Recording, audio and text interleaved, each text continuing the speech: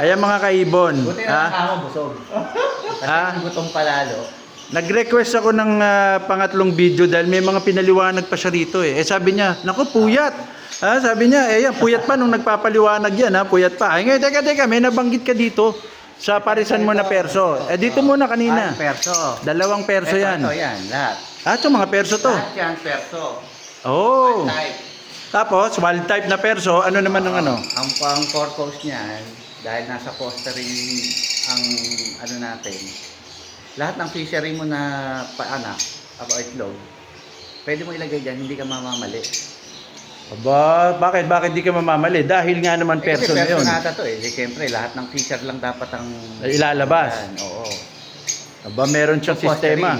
May sistema siya sa fostering mga kaibon Ginagamit niya mga perso. So hindi na siya magkakamali dahil ang lalabas kagad fisher eh. So di ba? Teka. Sir Richa, bakit meron ditong parisan na aquabito at saka ano? Tsaka cinnamon na perso. Ayun. Hindi ko alam eh. Bakit may cinnamon ka na perso tsaka aqua B2? Hindi, mahiwaga kasi yung kulungan na yan. Ganon. Mga kaibon ito yung mahiwagang kulungan. Ayan yung perso na cinnamon. Sana kita na maayos At tsaka aqua B2. Ayan. So, pinaris niya, perso, cinnamon, aqua B2. Aqua B2 gray wing. Ano naman ang, ayun. Ayun, nagkaroon ng ilaw para makita natin na maayos. Ayun. Ano naman ang parang inaasahan mo sa resulta rito? Ngayon kasi yan, di ba, perso pa siya. Yung B2 kasi magaling na siyang maglinis. B2, magaling maglinis Ayun mga kaibon, bago to Ang B2 raw, magaling maglinis. Explain sa atin. Magaling maglinis. Talagang ang characteristics ng B2, magpalight ng ulo. Aba. Kaya kung mapapansin nyo sa Parblo, halos yung mga anak ng B2, Aqua B2 na Parblo, anak ng Aqua B2 na Parblo, mapuputla. Aba, mga kaibon, ayun Ang kanyang obserbasyon, nagpapalinis, magaling magpalinis, lalo na ng part ng ulo ba? Tama ba? Mostly lahat yung ulo na yun, Ang B2, nalalighten niya. Nalalighten up niya. Yun ang kanyang obserbasyon. Ito, bago to, kaya natuwa tayo So at the same time, dahil perso siya, yung gray wing din, halos nagsesable kasi ang ulo ng gray wing din.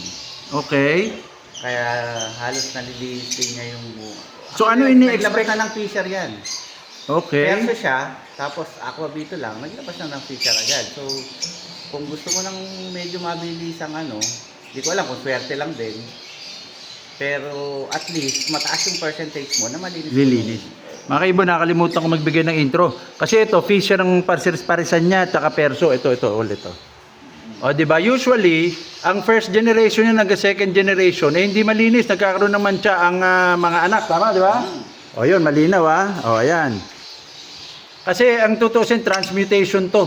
O, ito yung hybridization na tinatawag. Perso, tsaka fisher. So, ang nakakatuwang binanggit niya na obserbasyon niya, sabi naman niya, obserbasyon, di naman sinasabing 100% na conclusive, Nagpapalinis daw kasi ang B2. So, yung first, second generation, lumilinis kaagad, nawawala yung mancha. Tama ba? Tama ba yun? Yun ang experience ko sa breeding ko, kaya yun yung ina-apply ko dyan. So, yung probability lang, napapataas ko yung chance.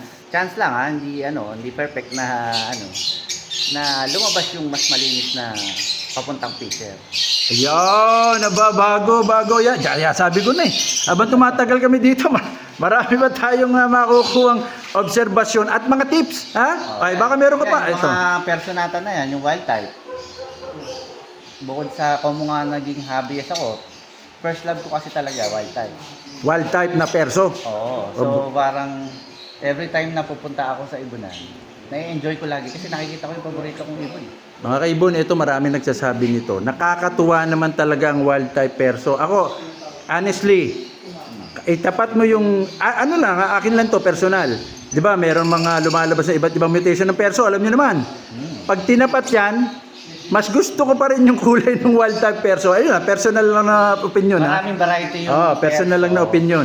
Ang mas pinaka napili kong variety, medyo light. Yung para siyang may pagka-misty. May pagka? Misty. Oh. Yun yung pinaka naging ko.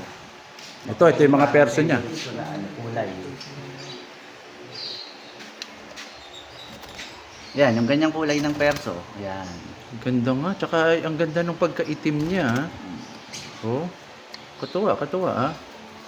Ito yung first love niya hanggang ngayon. So hindi yung olive na olive. Ayoko ng Okay. olive. Gusto ko yung light. So hanggang ngayon mga kaibon, lumalabas na talaga namang pag gusto niya ma-enjoy, titingin siya sa perso. Ang kanyang naunang first love, kumbaga. Kasi totoo naman talaga, medyo matagal na tayong hindi ganong sumasabay sa sirkulasyon ng pag-iibon.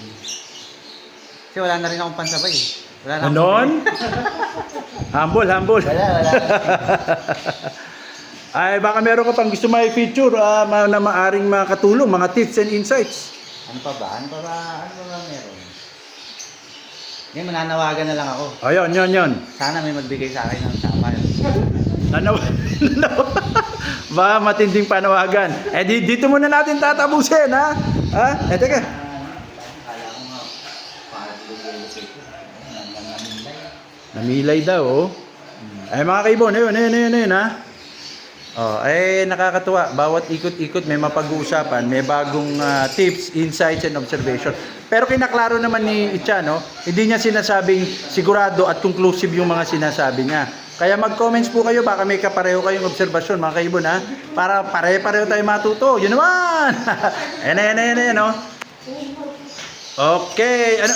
May nakikita pa ba kayong iba dyan? Ay, yung poster. Poster parent. Poster parent, Rosicolis yun, ha? Pero magpa 5 months, hindi ko pa binababa. Oh, yung inakay. Ay, ang molting. Visual aqua orange face. Blue. Magpa 5 months na hindi niya po binababa sa poster, ha? Rosicolis yung pa-monster niya. At saka Irene yung At saka kapare. ayun, kakaiba pala to. Hindi, kapatid niya. Parehong Rosicolis ang pa-monster. Ayan mga kaibon, ha, thank you ha. Magbibideo ulit tayo pag may nahagilap ulit tayong medyo mga magagandang tips and insights. Bago yun, ito, gaganda nga ng ng wild type na person naman. No? Gaganda. Salamat, hasta la vista!